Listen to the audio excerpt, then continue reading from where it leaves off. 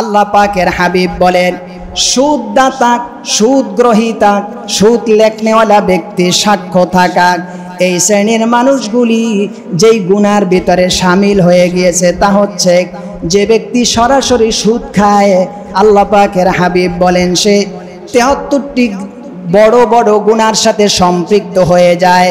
এই 73টি গুনার সব থেকে লাস্ট সর্বনিম্ন শ্রেণীর গুনাহ হচ্ছে আপন মায়ের সাথে জিনা করা। ঘৃণার সাথে বলেন, আরো জোরে বলেন।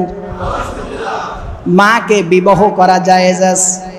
মায়ের সাথে যদি কোনো ব্যক্তি বিবাহ করে, আরে সমাজে কেউ চান্স দেয়, এরে কেউ ভালো বলে, এর থেকে নিকৃষ্ট মানুষ সমাজে আর কেউ হতে। কিন্তু যে ব্যক্তি সুদ খায় তার সর্বনিম্ন গুনাহটা হচ্ছে আপন মাকে সাথে বিবাহে বন্ধনে আবদ্ধ হয়ে যাওয়া। আর সর্বশ্রেষ্ঠ তাহলে তার গুনাহটা কি? আল্লাহ পাকের কোরআনুল কারীমের ভেতরে আল্লাহ পাক ইরশাদ করেছেন, আল্লাহ পাক বলেন, ফাইল্লাম তাফআলু ফাআযানু বিহারবিম মিনাল্লাহি ওয়া রাসূলিহি। আল্লাহ পাক বলেন, সুদকে আমি চিরদিনের জন্য হারাম করে দিয়েছি। এটা যারা শোনো না, এই ওয়াজ মাহফিল শোনার পরেও যারা সুদ ছাড়তে পারো না, তুমি শুনে রেখো, ফাআযানু বিহারবিম মিনাল্লাহি ওয়া রাসূলিহি, তোমার রব আল্লাহর পক্ষ থেকে আর রাসূল মুহাম্মদ সাল্লাল্লাহু আলাইহি ওয়াসাল্লামের পক্ষ থেকে তাদের সাথে কেমন যেন তুমি যুদ্ধ ঘোষণা করে যুদ্ধে ঝাঁপিয়ে পড়েছো। আল্লাহ তাআলা মানুষের আর্থিক লেনদেনের ক্ষেত্রে বা সামাজিক উন্নয়নের ক্ষেত্রে আল্লাহ তাআলা মানুষকে দিয়েছেন যাকাত ভিত্তিক সমাজ ব্যবস্থা। শয়তান দিয়েছে সুদ ভিত্তিক অর্থ ব্যবস্থা। আল্লাহ তাআলা দিয়েছেন রাষ্ট্রকে সুন্দরভাবে পরিচালনা করার জন্য মানুষ যেন সুন্দরভাবে খেয়ে দেয়ে থেকে সুখে শান্তিতে দিনরাত যাপন করতে পারে। সেজন্য আল্লাহ তাআলা মানুষের কল্যাণে দিয়েছেন খেলাফতের ব্যবস্থা। এই খেলাফতের এগেনিস্টে শয়তান দিয়েছে মুলুকিয়াত, রাজতন্ত্রের ব্যবস্থা। মানুষের জীবনকে সুন্দর ও সুচারুরূপে পরিচালনা করার জন্য আল্লাহ তাআলা মানুষকে দিয়েছেন হালালভাবে ব্যবসা বাণিজ্যের সুন্দর একটা ব্যবস্থা। শয়তান এই পাশাপাশি এই হালাল ব্যবসাটাকে হারাম যেন খুব সহজে হয়ে যায়, সেজন্য শয়তান এখানে এগেনিস্টে দাঁড়া করিয়ে দিয়েছে সুদ ভিত্তিক ব্যবস্থা। বর্তমান বিশ্বে সুদকে এমন একটা প্ল্যাটফর্মে দাঁড়ানো করা হয়েছে যে গোটা বিশ্বের ভেতরে সুদ ভিত্তিক অর্থ ব্যবস্থা লেনদেন ছাড়া স্বচ্ছভাবে ইসলামের অনুশাসন অনুযায়ী আপনি কিছু একটা করতে গেলে আপনাকে হাজারো বাধার বিপত্তি সম্মুখীন হতে হয়। আপনি খুব সহজেই চাইলেই ইসলামিক অর্থ ব্যবস্থা নিয়ে কিছু করবেন, এটা খুব কঠিন হয়ে গেছে। এখন তাহলে কি আমাদের ইসলামটা কি অপূর্ণাঙ্গ? কি বলেন? সুদ ছাড়া ব্যবসায়িক খুঁজলে 100-র ভিতরে 90 জন সুদের সাথে জড়িত, 10 জন আল্লাহ চাহে তো খুঁজে মুজে একটু দেখা যায় বেঁচে থাকার চেষ্টা করে। যদি আপনি চাকরির দিকে তাকান তাহলে 100 চাকরিজীবীর ভিতরে 10টা চাকরিজীবী পাওয়া যাবে না যারা ঘুষ ছাড়া চাকরিতে ঢুকছে মেধা দিয়ে। যদি আপনি ডাক্তারের চিকিৎসার জন্য যান তাহলে দেখা যাবে সেখানে দালাল ছাড়া আপনি সিরিয়াল যেটা কাউন্ট করে গিয়েছেন বাসাবাড়ি থেকে, ওখানে গিয়ে দেখবেন আপনার সিরিয়াল 5 নম্বরে, দেখা যাবে ওখানে 45 নম্বরে যে সিরিয়াল ছিল সে 50 টাকা ধরিয়ে দিয়ে ওই 5 নম্বরে আপনার জায়গায় ঢুকিয়ে দিয়েছে। এখন তাহলে ইসলাম যে পূর্ণাঙ্গ জীবন ব্যবস্থা, এটার মানেটা কি এবং এটার রূপরেখাটা কি? আমরা সব জায়গায় প্রতারিত হচ্ছি, প্রতারণার ফাঁদে পড়ছি। তার মানে কি তাহলে ইসলাম মানেই কি আমরা প্রতারিত হব? ইসলাম মানেই কি আমরা ধোঁকায় প্রতিপন্ন হয়ে যাব? না, ইসলাম যেন মাথা উঁচু করে বিশ্বের বুকে দাঁড়াতে না পারে সেজন্য ইহুদি আর খ্রিস্টানরা কয়েকটা ষড়যন্ত্র এজেন্ডা হাতে নিয়ে দাঁড়িয়েছে 3500 বছর আগে। ৩,৫০০ বছর আগে যেই এজেন্ডা বাস্তবায়ন করে মুসলমানকে দাফন করে দিতে চেয়েছে, এর যতগুলি এজেন্ডা তাদের হাতে আছে তার ভিতরে একটা অন্যতম হাতিয়ার হচ্ছে জাকাত ভিত্তিক অর্থ ব্যবস্থা সমাজে যেন প্রতিষ্ঠিত হতে না পারে, সেজন্য ইহুদি আর খ্রিস্টানরা সুদ ভিত্তিক অর্থ ব্যবস্থাটা সমাজে রন্ধে রন্ধে ঘোষায় ঘোষায় পদে পদে প্রতিটি জায়গায় সুদকে ঢুকিয়ে ছড়িয়ে ছিটিয়ে রাখা হয়েছে, যাতে করে মানুষ সুদ ছাড়া যেন চলতেই না পারে। সেজন্য ব্যাংকে সুদ, কলকারখানায় সুদ, ব্যবসায় সুদ, সব জায়গায় সুদ। এখন তাহলে ইসলামে আমাদের সমস্যার সমাধানের উপায় কি দিয়েছে, এ বিষয়টি নিয়ে আমরা আলোচনায় চলে যাব। প্রথমতম কথা হচ্ছে সুদ, এটা বাংলা শব্দ, তো আরবিতে এটাকে বলা হয় রেবা, র বা আলিফ রেবা। রেবা আরবি শব্দ, যার বাংলায় অর্থ হচ্ছে বর্ধিত করা, বৃদ্ধি করা। এখন সুদ চিনতে হলে আমাদেরকে একটু প্রথমে সুদ বুঝতে হবে। আমি 100 টাকা দিলাম আপনাকে ব্যবসার জন্যে, কিন্তু আমি বেঁধে দিলাম যে সপ্তাহের শেষে 100 টাকায় তুমি 10 টাকা বেশি দিবা আমাকে, কিংবা মাসের শেষে তুমি আমাকে 100 টাকায় 120 টাকা দিবা।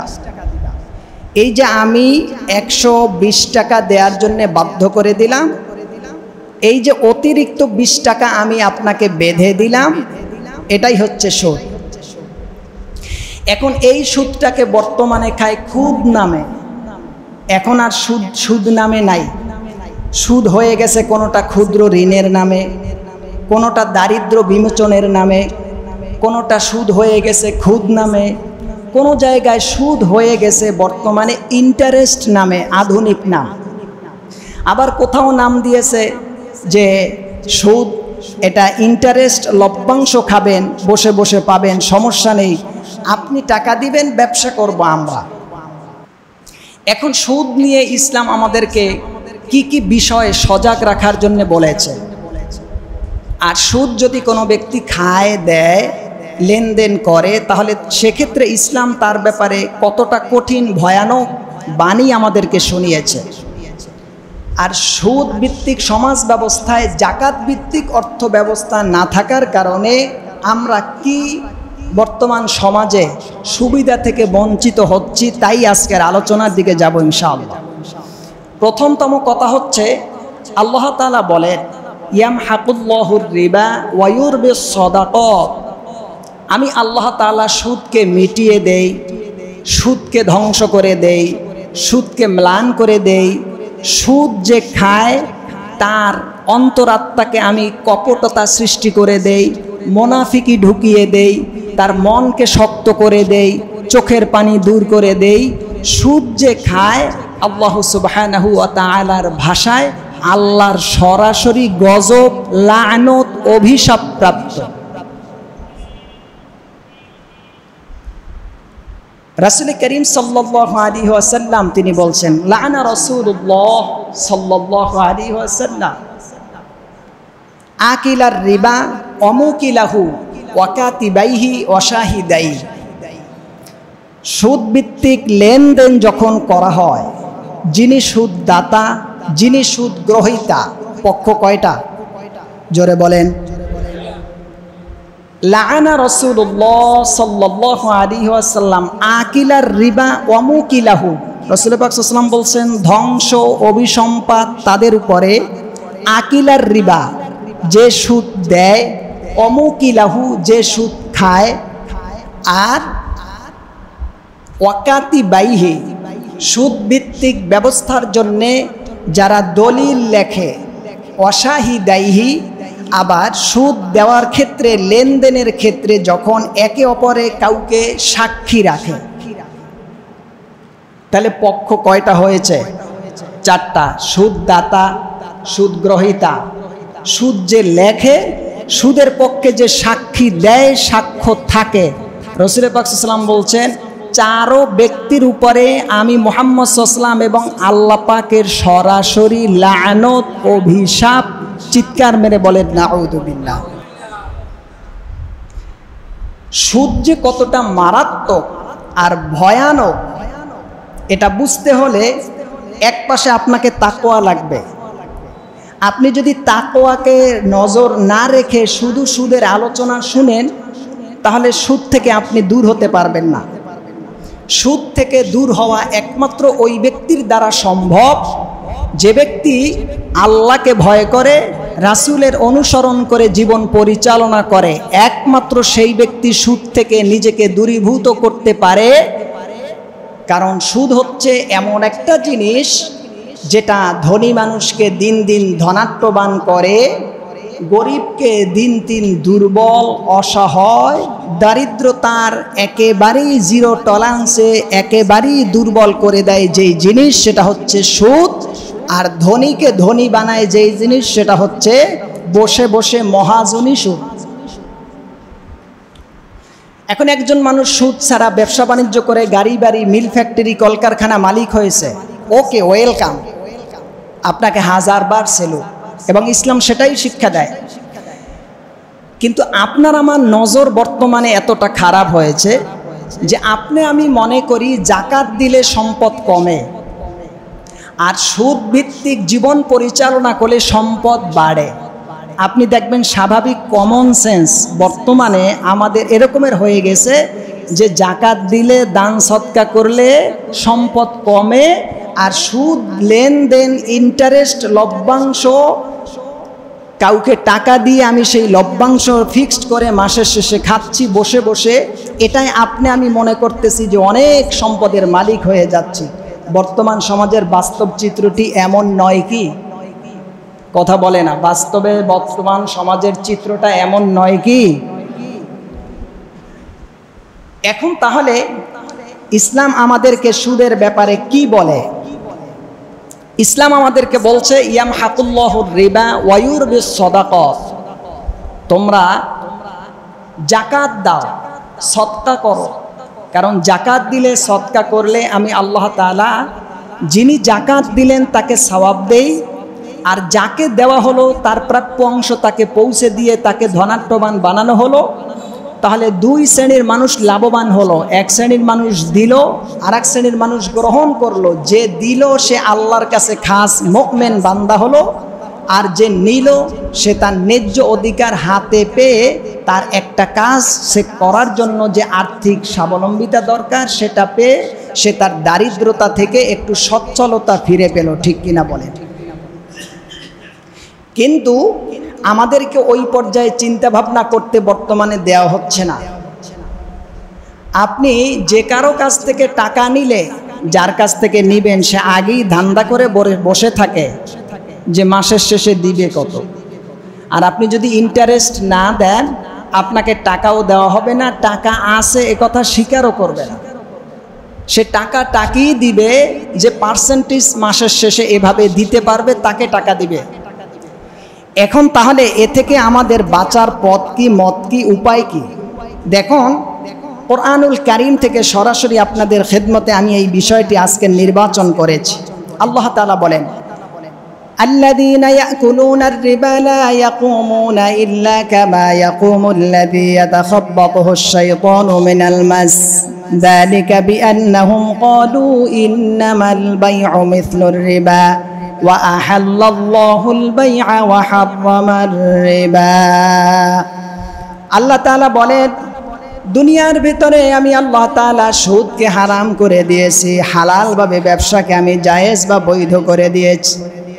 কিন্তু এই সুদ ছাড়া যাদের ব্যবসা চলে না, সুদ ছাড়া যাদের কলকারখানা ইন্ডাস্ট্রি চলে না, সুদ ছাড়া যারা মানুষকে ঋণ দিতে চায় না, সুদ ছাড়া যেই ব্যাংক মানুষকে ঋণ দিতে চাচ্ছে না, আল্লাহ তাআলা বলেন এরকমের করে যারা সুদ নিয়েই ব্যবসা করবে, সুদ দিয়েই মানুষকে ঋণ দিয়ে সুদের মাধ্যমে মানুষের সম্পদকে লুণ্ঠন করবে। শুনে নাও, আল্লাযীনা ইয়াকুলুনার রিবা লা ইয়াকুমুনা ইল্লা কামা ইয়াকুমুল্লাযী ইয়াতাখাব্বাতুহুশ শাইতানু মিনাল মাস।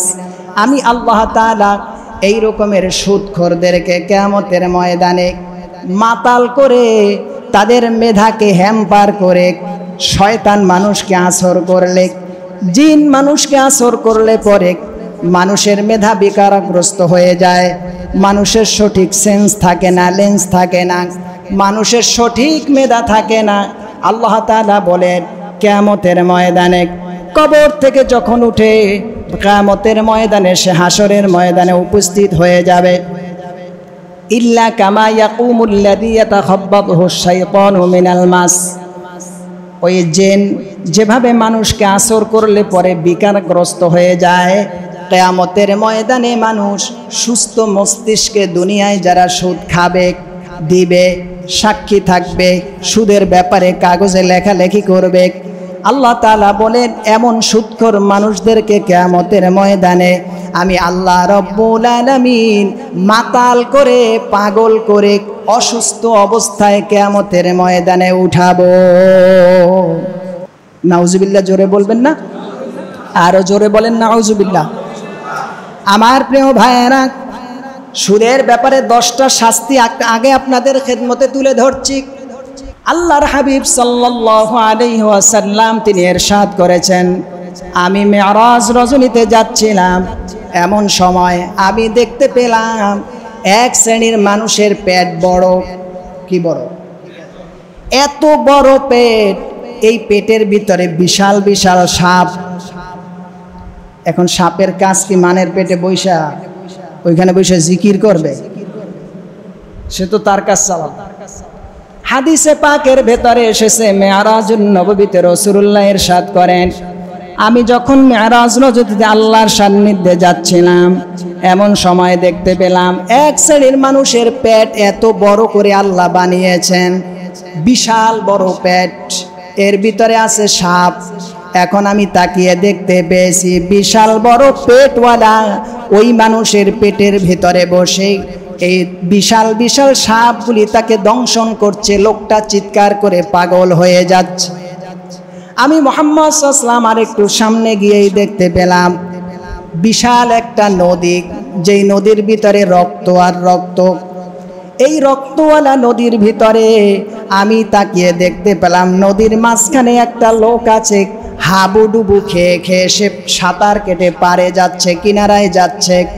আমি তাকিয়ে দেখতে পেলাম লোকটা যখন নদীর ভিতরে রক্তওয়ালা সাগর থেকে কিনারে যাচ্ছে, ওই কিনারে যাওয়ার সাথে সাথেই আর এক শ্রেণীর মানুষ বিশাল বড় পাথর, কি কি জোরে বলেন, বিশাল বড় পাথর আমি দেখতে পেলাম রক্তের সাগর থেকে হাবুডুবু খেতে খেতে যখন কিনারায় পৌঁছে গেল, পাশে উঠে যাবে, দীর্ঘ নিঃশ্বাস ফেলবে, অমনি দেখতে পেলাম এক শ্রেণীর মানুষ হাতের মুঠার ভিতরে পাথর নিয়ে ওই লোকটার মাথার উপরে এত জোরে আঘাত করেছে, মাথাটা চূর্ণ বিচূর্ণ হয়ে আবার সাগরওয়ালা রক্তের সেই মাঝখানে হাজির হয়ে গেল।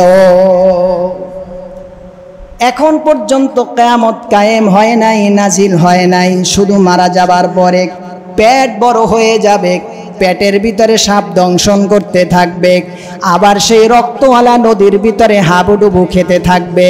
সেখান থেকে যখন কিনারায় পৌঁছে যাবে, ফেরেশতারা দাঁড়িয়ে বিশাল বড় পাথর দিয়ে আঘাত করে আবার রক্তের সাগরের মাঝখানে তাদেরকে পৌঁছে দিয়ে মাথার আঘাতে আর ডাব্বই হাবুডুবু খেতে খেতে কিয়ামত পর্যন্ত শুধু এই আযাবের ভিতরে এসে থেকে যাবে। আমার প্রিয় ভাইয়েরা, এখানেই শেষ নয়। মুহাম্মদ সাল্লাল্লাহু আলাইহি ওয়াসাল্লাম তিনি ইরশাদ করেছেন, আল্লাহর হাবিব সাল্লাল্লাহু আলাইহি ওয়াসাল্লাম তিনি বলেছেন, আইয়াঙ্কি হার রাজুলু আইসারাহা উম্মা। আল্লাহ পাকের হাবিব বলেন, সুদদাতা, সুদ গ্রহীতা, সুদ লেখনেওয়ালা ব্যক্তি, সাক্ষ্য থাকা, এই শ্রেণীর মানুষগুলি যেই গুনার ভিতরে শামিল হয়ে গিয়েছে তা হচ্ছে যে ব্যক্তি সরাসরি সুদ খায়। আল্লাহ পাকের হাবিব বলেন সে 73টি বড় বড় গুনার সাথে সম্পৃক্ত হয়ে যায়। এই 73টি গুনার সব থেকে লাস্ট সর্বনিম্ন শ্রেণীর গুনাহ হচ্ছে আপন মায়ের সাথে জিনা করা। ঘৃণার সাথে বলেন, আরো জোরে বলেন, মাকে বিবাহ করা জায়েজ আছে। মায়ের সাথে যদি কোনো ব্যক্তি বিবাহ করে, আরে সমাজে কেউ চান্স দেয়, এরে কেউ ভালো বলে, এর থেকে নিকৃষ্ট মানুষ সমাজে আর কেউ হতে। কিন্তু যে ব্যক্তি সুদ খায় তার সর্বনিম্ন গুনাহটা হচ্ছে আপন মাকে সাথে বিবাহে বন্ধনে আবদ্ধ হয়ে যাওয়া। আর সর্বশ্রেষ্ঠ তাহলে তার গুনাহটা কি? আল্লাহ পাকের কোরআনুল কারীমের ভেতরে আল্লাহ পাক ইরশাদ করেছেন, আল্লাহ পাক বলেন ফাইল্লাম তাফআলু ফাআযানু বিহারবিম মিনাল্লাহি ওয়া রাসূলিহি।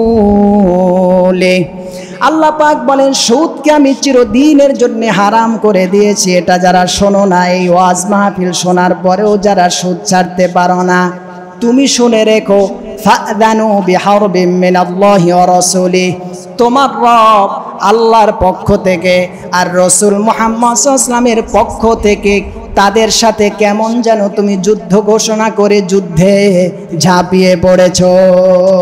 তাহলে আল্লাহ পাক কি বলছেন খুব খেয়াল করেন, নামাজ না পড়লে আল্লাহ যুদ্ধের ঘোষণা দেন নাই, রোজা না রাখলে আল্লাহ যুদ্ধের ঘোষণা দেন নাই, হজ যদি কেউ না করে আল্লাহর যুদ্ধের ঘোষণা দেন নাই, যাকাতও যদি কেউ না দেয় আল্লাহ যুদ্ধের ঘোষণা দেন নাই, দান সদকা যদি ইচ্ছা করে কেউ না করে আল্লাহ যুদ্ধের ঘোষণা দেন নাই।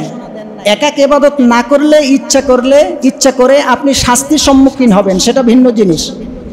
কিন্তু সুদ এমন একটা মারাত্মক ব্যাধি, যে সুদ খাবে আল্লাহ বলছেন তোমার আল্লাহ আর তোমার রসুলের সাথে তুমি যুদ্ধর শামিল একটা বিপর্যয় দ্বিমুখী অবস্থান করেছো, অর্থাৎ তুমি প্রস্তুতি নাও আল্লাহর সাথে যুদ্ধ করার। তাহলে আপনি বুঝেন সুদ কত খারাপ। রাসূল করিম সাল্লাল্লাহু আলাইহি ওয়াসাল্লাম তিনি বলছেন সুদ খাওয়াটা মানুষকে শিরকের পর্যায়ে নিয়ে যায়। নামাজ না পড়লে মানুষ মুশরিক হয় না, খুব খেয়াল করেন। নামাজ না পড়লে, যতক্ষণে নামাজ অস্বীকার না করবে, না পড়লে মানুষ মুশরিক হয় না। হজ না করলে মুশরিক হয় না, যাকাত না দিলে মুশরিক হয় না, দান সদকা না করলে সে মুশরিক হয় না। কিন্তু সুদ যে খাবে সে নামাজি হওয়া সত্ত্বেও, হাজি হওয়া সত্ত্বেও, সদকাকারী হওয়া সত্ত্বেও রাসূল পাক সাল্লাল্লাহু আলাইহি ওয়াসাল্লাম বলেন সে আল্লাহর সাথে শিরক করার পর্যায়ে পৌঁছে যায়। হযরত আনাস রাদিয়াল্লাহু তাআলা আনহু থেকে হাদিসটি বর্ণিত, তিনি বলেন ওয়ান আনাসিন রাদিয়াল্লাহু তাআলা আনহু আদ-দিরহামুল লাযী ইউসিবুহু আর-রাজুলু মিনার রিবা আশাদ্দু মিন 36 জিনাতান ফিল ইসলাম। রাসূল পাক সাল্লাল্লাহু আলাইহি ওয়াসাল্লাম তিনি বলেন যে ব্যক্তি সুদ আদান প্রদান করলো সেই ব্যক্তি 36 বার জেনা করার থেকেও খারাপ গুনার কাজ করলো। কতবার? 36 বার জেনা করায় যেই পরিমাণে গুনাহ হয়, এর যত লোড হয়, এর পাপের যে ভারাক্রান্ত শাস্তির ওয়েট হয়, নবী করিম সাল্লাল্লাহু আলাইহি ওয়াসাল্লাম বলছেন এর থেকেও বেশি মারাত্মক ডেঞ্জার হচ্ছে যে সুদ খায়, যে সুদ দেয়। বলেন নাউযুবিল্লাহ।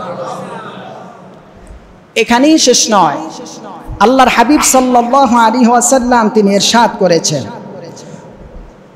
যদি কোনো মানুষের 100 টাকার ভিতরে 1 টাকা সুদের থাকে, ওই গোটা 100 টাকাই নাপাক হয়ে যায়। 1 লক্ষ টাকার ভিতরে 1 টাকা সুদের থাকলে 1 লক্ষ টাকা নাপাক হয়ে যায়। 1 কোটি টাকার ভিতরে 1 টাকা সুদ থাকলে গোটা 1 কোটি টাকাকে হারাম হয়ে যায়। বলেন নাউযুবিল্লাহ। শুধু এখানেই শেষ নয়, নবী করিম সাল্লাল্লাহু আলাইহি ওয়াসাল্লাম তিনি ইরশাদ করেছেন যে ব্যক্তি সুদ খায় সে কেমন যেন ইহুদিদের সাথে সাদৃশ্যতা অবলম্বন করে। কারণ আইয়ামে জাহিলিয়াতের সময় আমরা সবাই জানি সুদের লেনদেন ছিল। তার হাজার হাজার হাজার বছর আগে হযরতে ঈসা এবং তারও আগে হযরতে মূসা, এই দুইজন নবীর বংশধর বা এই দুইজন নবীর তৎকালীন সময়ের উম্মত যারা ছিলেন তাদেরকে ইহুদি এবং নাসারা বলা হয়। তাওরাত এবং ইনজিলের মধ্যেও আল্লাহ তাআলা বলেন ওয়া আখযিহিমুর রিবা ওয়া ক্বাদ নুহু আনহু ওয়া আকলিহিম আমওয়ালান নাসি বিল বাতিল ওয়া ইয়াসুদ্দুনা আন সাবিলিল্লাহ। তাওরাত, জাবুর, ইনজিলের ভেতরেও সুদকে ইহুদি খ্রিস্টানদের জন্য আল্লাহ হারাম করে দিয়েছেন, বলেন সুবহানাল্লাহ। কিন্তু ইহুদি জাতিরা এই সুদটাকে তারা সিস্টেম করেছে যে আল্লাহ তাআলা একজন ইহুদির কাছ থেকে আরেকজন ইহুদি সুদের টাকা নিতে হারাম করেছেন, কিন্তু অন্যভাবে যদি সিস্টেম করে খাওয়া হয় এটা তো আর আল্লাহ হারাম করে নাই। তারা এটাকে ঘুরিয়ে পেঁচিয়ে খাওয়ার সিস্টেম করেছে এবং তারা তাওরাত, জাবুর, ইনজিলের বিধানটাকে তারা ছোট মনে করে সুদটাকে সমাজে তারা প্রমোট করেছে। সেজন্য আল্লাহ তাআলা ইহুদি আর খ্রিস্টানকে কিয়ামত পর্যন্ত তাদের অন্তরকে কঠিন করে দিয়েছেন। তাদের অন্তরের ভিতরে আল্লাহ তাআলা কোনো প্রেম, ভালোবাসা, মায়া রাখেন নাই, কারণ আল্লাহ নিজে অভিশাপ দিয়ে তাদের হৃদয়টাকে হার্ড বানিয়েছেন, বলেন নাউযুবিল্লাহ। এজন্য সূরাতুল ফাতিহার ৭ম আয়াত কি? গায়রিল মাগদুবি আলাইহিম ওয়ালাদ-দাল্লিন। এই গায়রিল মাগদুব হচ্ছে ইহুদি আর ওয়ালাদ-দাল্লিন হচ্ছে খ্রিস্টান।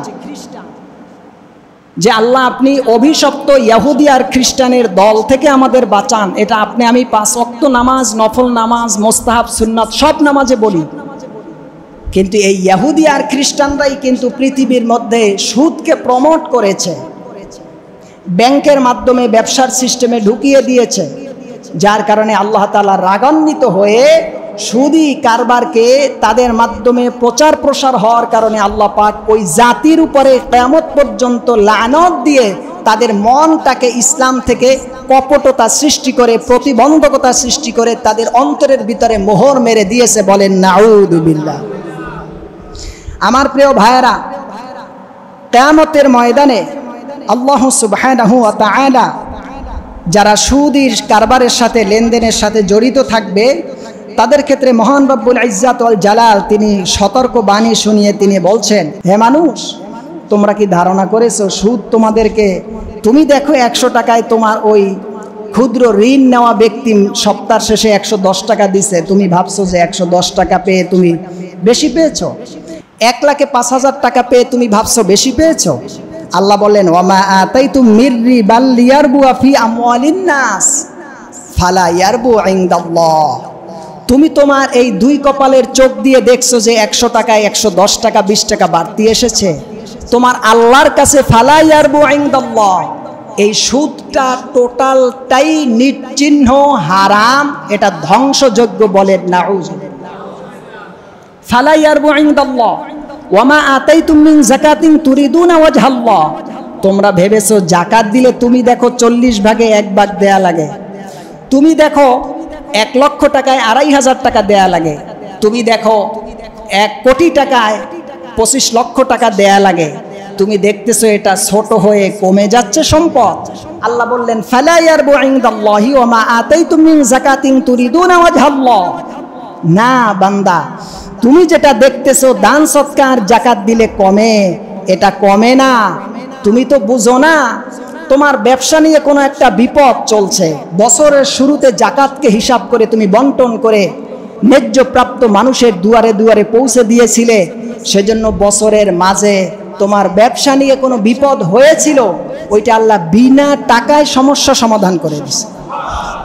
যেখানে ওই সমস্যা সমাধানের জন্য 2, 4, 5 লক্ষ টাকা তোমার ইনভেস্ট করে লোক ধরে, পার্টি ধরে, নেতা ধরে এরপরে তোমার সমস্যা সমাধান করতে হতো, তাও ঘুষ দিয়ে, কিন্তু তুমি যখন বছরের শুরুতে সম্পদের মায়া না করে যথাযথভাবে জাকাতকে পৌঁছে দিয়েছো, তোমার আল্লাহ বছরের মাঝে তোমার উপরে আরোপিত বিপদকে হটিয়ে তোমার সম্পদের সেফটি, সিকিউরিটির ব্যবস্থা করেছে, বলেন সুবহানাল্লাহ। আপনি দেখবেন অনেক সময় কেস মামলায় পড়ে গিয়েছিলেন, কেমনে কেমনে কেমনে কেমনে এমনে এমনে দেখবেন বাইসে গেছেন, সুবহানাল্লাহ। ওইটা কেমনে কেমনে এমনে এমনে না, ওইটা আল্লাহ তাআলা আপনি যে ওই জাকাত দিয়েছেন, দান সদকা করেছেন, এর বিনিময়ে ওটাকে হটিয়ে দিয়ে আপনাকে নিরাপত্তার ব্যবস্থা, সম্মানকে রক্ষা করেছে, বলেন সুবহানাল্লাহ। আমার প্রিয় ভাইয়েরা, এজন্য জাকাতের ক্ষেত্রে আমাদের কত দুর্বলতা আপনি একটু দেখেন। আজ গত 2 বছর আগে সিলেটে বন্যা হয়েছে, মানুষ বাসাবাড়িতে থাকতে পারে নাই।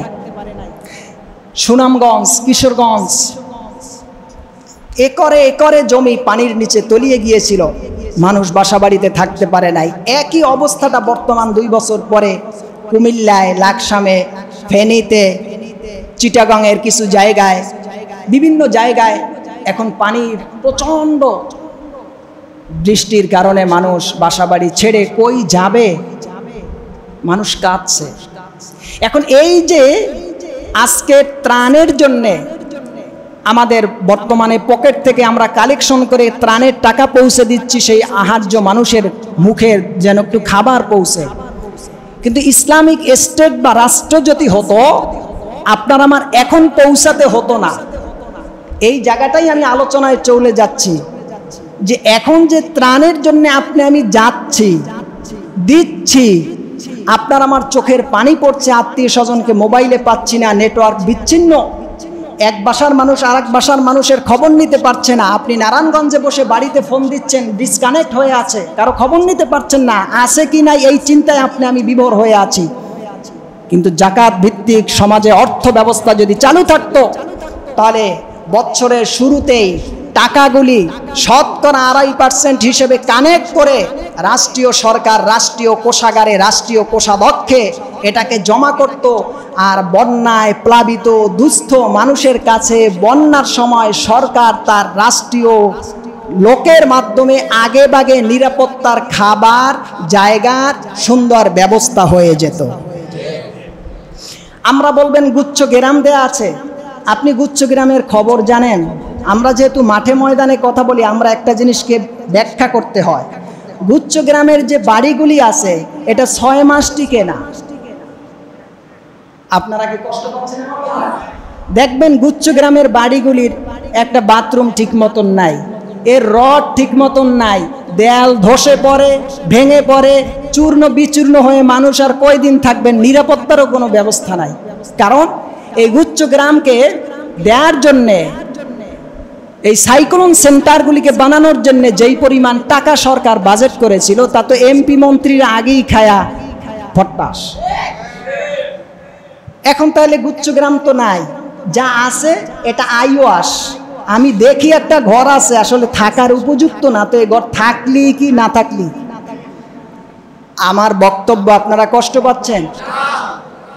এখন এই যে জাকাত ভিত্তিক সমাজে অর্থ ব্যবস্থা চালু নাই, সেজন্য এই যে বন্যার ভেতরে কি করতে হবে আমাদের ভাবতে হয়।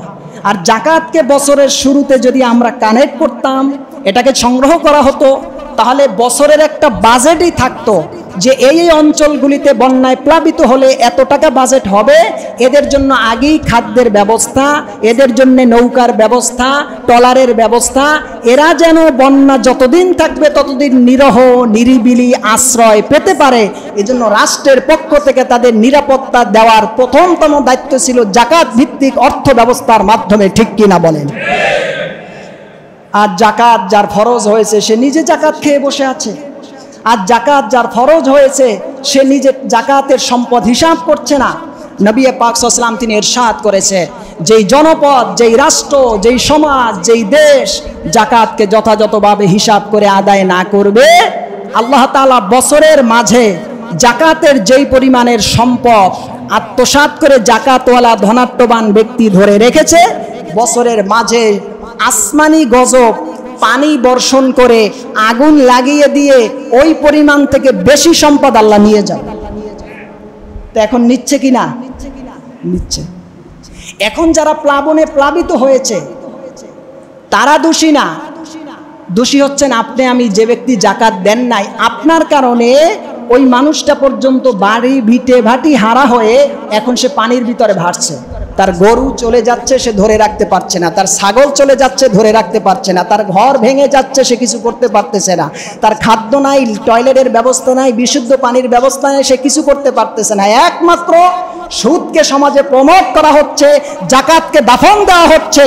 এই দুরবস্থার কারণে ধনাঢ্যবান স্বৈরাচার রাষ্ট্রীয় স্বৈরাচার সরকার প্রশাসনের ভূমিকায় যে যখন থাকে তারা সবাই দায়ী হয়ে যায়। ঠিক কিনা বলে?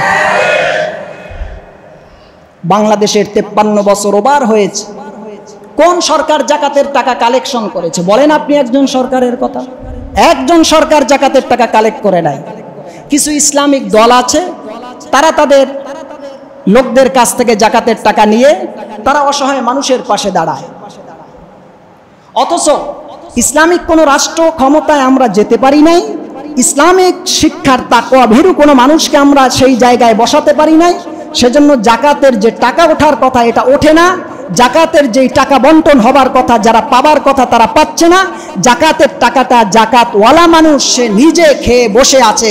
সেজন্যই তো বছরের মাঝে আগুনে পড়ে, পানিতে পড়ে, লঞ্চ ডুবে, বিভিন্নভাবে প্রাকৃতিক দুর্যোগ মাথার উপরে চেপে বসে আছে। একমাত্র মূলভূত কারণ হচ্ছে সুদকে প্রমোট করা হচ্ছে, জাকাতকে দাফন করা হচ্ছে।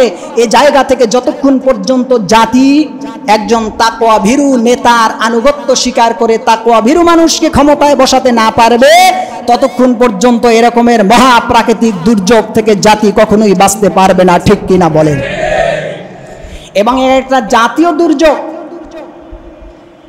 জাকাতের সুদ ভিত্তিক 10টা শাস্তির কথা বলছে, এর ভিতরে একটা হচ্ছে নবী পাক সাল্লাল্লাহু আলাইহি ওয়াসাল্লাম বলছেন, যেই সমাজে সুদকে প্রমোট করা হয় সেই সমাজে জাতীয় প্রাকৃতিক দুর্যোগ চলে আসে। আপনি আমি মনে করি হঠাৎ বৃষ্টি হয়েছে, এই অঝোর ধারায় বৃষ্টির কারণে চলছে না ভাই, আপনি আমি তো কারণ খুঁজি না। আর বাঙালির আমাদের একটা বদ অভ্যাস হচ্ছে, আমরা কারণ খুঁজে মেডিসিন দেই না, আমরা নগদ পাই, নগদ খাই, বাস শেষ, ভুলে যাই। মূলত এই সমস্যাটা কেন, আপনাকে যেতে হবে সেই জায়গায়। এই মহাপ্রাকৃতিক দুর্যোগের কারণ হচ্ছে জাকাত উঠানো হয় না। এজন্য আসমানি গজব এসে জাকাতের টাকা আল্লাহ নিয়ে যায়, ধরে রাখার সুযোগ হয় না। ঠিক কিনা বলেন আমার প্রিয় ভাইয়েরা? সেজন্য আল্লাহ সুবহানাহু ওয়া তাআলা তিনি ইরশাদ করেছেন, ইয়া আইয়ুহাল্লাযীনা আমানুত্তাকুল্লাহ ওয়া দারু মা বাকিয়া মিনার রিবা। হে ঈমানদারগণ, তুমি যদি বলো আমি ঈমানদার, আমি মুমিন, ওয়া দারু মা বাকিয়া মিনার রিবা, তুমি যদি বলো যে আমি মুমিন, তাহলে তোমার কাজ হচ্ছে তুমি যদি সুদি লেনদেনের সাথে জড়িত থাকো, এটা আগে তুমি বুঝো নাই, জানো নাই, এখন তুমি জানছো, বুঝছো। মা বাকিয়া মিনার রিবা, যদি তোমার সুদের টাকা কোথাও লাগানো থাকে, তাহলে সেই জায়গায় 100 টাকায় যদি 1 টাকা, 1 দিনার, 1 দিরহাম, 1 সিকি আদলা পয়সা পর্যন্ত তোমার 100 টাকার ভিতরে সুদ ঢুকানো থাকে, মা বাকিয়া মিনার রিবা, ওই সুদটাকে ছেড়ে তুমি সাথে সাথে আত্মসমর্পিত হয়ে যাও। আর যদি এর পরেও সুদের পথে অবিচল অনড় দৃঢ়প্রত্যয় নিয়ে থাকো, ফাজানু বিহারবিন মিনাল্লাহ, তাহলে আল্লাহর সাথে যুদ্ধ করার জন্য প্রস্তুতি গ্রহণ করো। তাহলে আল্লাহর সাথে পাল্লা দিয়ে পারবো এমন কেউ আছে? আমরা কেউ পেরেছে? আল্লাহ কি বুড়ো হয়ে গেছে? আল্লাহ সুবহানাহু ওয়া তাআলা মানুষকে বুঝানোর ক্ষেত্রে কত চমৎকার বাক্য ব্যবহার করছেন। আল্লাহ বলছেন, ইন কুনতুম মুমিনিন, যদি তোমরা বলো যে আমি মুমিন, আমি একজন ঈমানদার, তাহলে বান্দা তুমি তোমার সুদটাকে ছেড়ে দাও, মূল টাকাটা নিয়ে আসো। নবী করিম সাল্লাল্লাহু আলাইহি ওয়াসাল্লাম তিনি বিদায় হজ্জের ভাষণে বলেছেন, আজ থেকে আমি মুহাম্মদ সাল্লাল্লাহু আলাইহি ওয়াসাল্লাম এই মক্কা আর মদিনার গোটা সমাজের ভিতরে যত সুদি লেনদেনের কারবারের টাকা আছে, আজ থেকে আমি মুহাম্মদ সাল্লাল্লাহু আলাইহি ওয়াসাল্লাম ঘোষণা দিলাম, সকল সুদের টাকা আমি মুহাম্মদ সাল্লাল্লাহু আলাইহি ওয়াসাল্লামের পায়ের নিচে দাফন। তোমাদের যাদের মূলধন রাখা আছে কোথাও, শুধু ব্যবসা বাণিজ্যের মূলধনের টাকাটাই তোমরা আনবে, সুদ আর তোমরা দিবে না, খাবে না, গ্রহণ করবে না। নবী করিম সাল্লাল্লাহু আলাইহি ওয়াসাল্লাম তিনি বলছেন, যদি এই সুদের জায়গা থেকে তুমি ফিরে আসতে না পারো, তাহলে মনে রাখবে আমি আমার আল্লাহ কিয়ামতের ময়দানে ওই যে পেট বড় হবে, রক্তের নদীতে থাকবে, সাপে সবল মারবে। আমি অন্য একটা হাদিসে দেখেছিলাম যে কিয়ামতের ময়দানে সুদখোর মানুষ দাঁড়াতে চাবে, পেটের সাইজ এত বড় হবে যে দাঁড়াতে গিয়ে শুধু বারবার দেখবেন, স্বাভাবিকভাবে পেট বড় হইলে মানুষ দাঁড়াতে কষ্ট হয়, ঠিক কিনা? যাদের পেট অনেক বড় এরা কিন্তু দাঁড়িয়ে থাকতে পারে না। হাদিসের ভিতরে এসেছে যে সুদখোর মানুষ কিয়ামতের ময়দানে উঠে যখন দাঁড়াতে চাবে, পেটের সাইজ বড় হওয়ার কারণে বারবার পড়ে যাবে, বারবার দাঁড়াবে, বারবার পড়ে যাবে। আল্লাহ তাআলা তখন ডেকে বলবেন, ফাদানু বিহারবিন মিনাল্লাহি ওয়া রাসূলিহি, এই সুদখোর নিষেধ করেছিলাম, শোনস নাই? আজকের আমি আমার আল্লাহ আর আমার নবী মুহাম্মদ সাল্লাল্লাহু আলাইহি ওয়াসাল্লামের সাথে যুদ্ধ করার জন্য প্রস্তুতি গ্রহণ করো। কি অবস্থাটা হবে বলেন তো? সেখানের কি অবস্থাটা হবে যে আল্লাহ বলবেন আমার সাথে যুদ্ধ করার জন্য প্রস্তুতি গ্রহণ করো। অন্য হাদিসে এসেছে সুদখোর মানুষ সে যা কিছুই করুক আল্লাহ তার কোনোটাই রিসিভ করে না। কারণ আপনি রমজান মাসে সাহারি খাবেন, আপনি সাহারি যেই টাকা দিয়ে কিনছেন এটা সুদের টাকা। এখন রোজা রাখবেন, সাহারির টাকার জন্য যে টাকাটা বাজেট করেছেন, যে তরকারিটা কিনেছেন, আপনার স্ত্রী রান্না করেছে, আপনি খাবারটা খাচ্ছেন সুদের টাকার সাহারি। সারাদিন ভুখা থেকে না খেয়ে থেকে সেই দিন শেষে ইফতারি করবেন, ইফতারিটা কিনছেন সুদের টাকা। এখন এটা দিয়ে আপনি ইফতার করতে যাচ্ছেন। আপনি নামাজ পড়তে আসবেন, সুন্দর একটা চোখ ঝাঁঝালো রং একেবারে সুন্দর একটা বিউটিফাই কাপড় আপনি ক্রয় করেছেন। এখন এই কাপড় ক্রয় করে নামাজে আসতেছেন, আতর একটা কিনেছেন এটা সুদের টাকা, কাপড় একটা কিনেছেন এই যে সুদের টাকার। আপনি সারাদিন খাবার দাবার যা খান এটা সুদের টাকার। রাসূল পাক সাল্লাল্লাহু আলাইহি ওয়াসাল্লাম বলেন অগদিয়া বিল হারাম অমাল বুসাত অমাত্রুবাত অমাশরুআত অতাআমাত। রাসূল পাক সাল্লাল্লাহু আলাইহি ওয়াসাল্লাম বলেন, বুখারী এবং মুসলিমের হাদিস, একজন উস্কো খুস্কো মানুষ দূর থেকে এসে আল্লাহর কাছে দোয়া করতেছে। রাসূল পাক সাল্লাল্লাহু আলাইহি ওয়াসাল্লাম বললেন, এই উস্কো খুস্কো মাথার চুলদারি মানুষটার দোয়া তো আল্লাহ কবুল করতেন, কিন্তু আমি দেখতে পাচ্ছি মুহাম্মদ সাল্লাল্লাহু আলাইহি ওয়াসাল্লাম তার দোয়াটা আসমান আর জমিনের কোথাও ঢোকার পারমিশন পাচ্ছে না, ঘুরতেছে, সে শুধুমাত্র ঘুরতেছে, প্রাণ শূন্য হয়ে ঘুরতেছে। কারণ হচ্ছে এই লোকটি ক্ষুধার্ত অবস্থায় যে পানি খেয়েছে সেটা হারাম, সে যে কাপড় পরিধান করেছে সেটা হারাম, সে যে স্বাস্থ্য বানিয়েছে, হাড় হাড্ডি রগ রেশা গোশত মজ্জা যা আছে সবটা হারাম টাকা দিয়ে তৈরি। নবী পাক সাল্লাল্লাহু আলাইহি ওয়াসাল্লাম বলেন কিভাবে তার দোয়া আল্লাহ কবুল করবেন? অথচ আপনি শুধু লবণ পাতার পানি খেয়ে হালালভাবে আল্লাহর কাছে দোয়া করেন, আল্লাহ তাআলা কবুল করবেন, 100% সিউরিটি রয়েছে। কিন্তু আপনি যখন হারাম খাদ্য দিয়ে হাজারো ইবাদত করতেছেন, মসজিদে একটা না লাখো মসজিদ করেন, হজ একবার না কোটিবার করেন, জাকাত এক রকমের না সুদের টাকা দিয়ে ভুরি ভুরি জাকাত দেন। রাসূল পাক সাল্লাল্লাহু আলাইহি ওয়াসাল্লাম বলেন এর জাকাত, এর সদকা, এর নামাজ, এর রোজা কোনো কিছুই আল্লাহর দরবারে এর মূল্য নাই। কারণ সে হারাম টাকায় উপার্জিত দিয়েই দান সদকা করছে আর এটাকে সে আল্লাহর রাস্তায় পাঠাচ্ছে।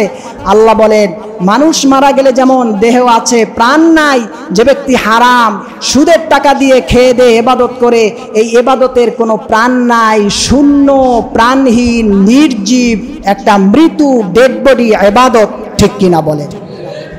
অতএব আমার প্রিয় মুসল্লি ভাইয়েরা, যে যেখান থেকে এসেছেন, আপনারা ব্যবসায়িক এলাকার মানুষ, এক একজন বিভিন্নভাবে বিভিন্ন লাইনে জড়িত আছেন, কিন্তু আল্লাহর হস্তে সুদকে সমাজ থেকে বয়কট যদি করতে না পারি, জাকাতকে যদি সমাজের ভেতরে আমরা খুব সহজ করে দিতে না পারি, তাহলে এই সমাজ কোনোদিন পরিবর্তন হবে না। বাংলাদেশ আজ 15,13,000 কোটি টাকার উপরে ঋণগ্রস্ত আছে। বাংলাদেশ থেকে 18 লক্ষ কোটি টাকার উপরে পাচার হয়েছে। আপনি বলেন ডক্টর ইউনূস যেই সমস্ত রাষ্ট্রদূতদের সাথে দেখা করে বলছেন এই টাকাগুলি স্বদেশে ফিরিয়ে আনার জন্যে, আমরা দোয়া করি আল্লাহ তাআলা আমার দেশ থেকে মাটি ও মানুষের মাথার গামের ভ্যাট ট্যাক্স যারাই পাচার করেছে, ডক্টর ইউনূস তার একটা সাইডের সাথে আমরা মতপার্থক্য আছে, যেহেতু সে একটা ব্যাংকের সাথে জড়িত, কিন্তু অন্তর্বর্তীকালীন সরকারের প্রধান হবার পর থেকে এ পর্যন্ত যেই কয়টা স্টেপ সে হাতে নিয়েছে, আমরা বর্তমান সময় পর্যন্ত বলতে পারি এটা দেশ জাতীয় মানুষের পক্ষ হয়ে কাজগুলি নিচ্ছে, ঠিক কিনা বলে? সে ভালো হয়ে গেছে আমি কিন্তু একথা বলি নাই, আমি বলছি এ পর্যন্ত যে কয়টা পদক্ষেপ আমরা দেখতে পাচ্ছি দেশ জাতীয় মানুষের পক্ষে, আমরা দোয়া করব তার গোটা জীবনের শিক্ষাটাকে আল্লাহ পাক ইসলামের শিক্ষা দিয়ে তার মেধাটাকে ধোলাই করে দিক, বলে না আমি। হযরতে ওমর ইসলাম গ্রহণের আগে জাহিলি যুগে ছিলেন, কিন্তু সে যখন ইসলাম গ্রহণ করছেন ইসলামের একটা শক্তি হয়েছে, ঠিক কিনা বলে? ডক্টর ইউনূস একটা আন্তর্জাতিক মানের ম্যাগনেট। পৃথিবীর এমন কোনো শাসক নেই, এমন কোনো রাষ্ট্রপতি নেই যে ডক্টর ইউনূস একটা ফোন দিলে তার ফোনটা ধরবে না।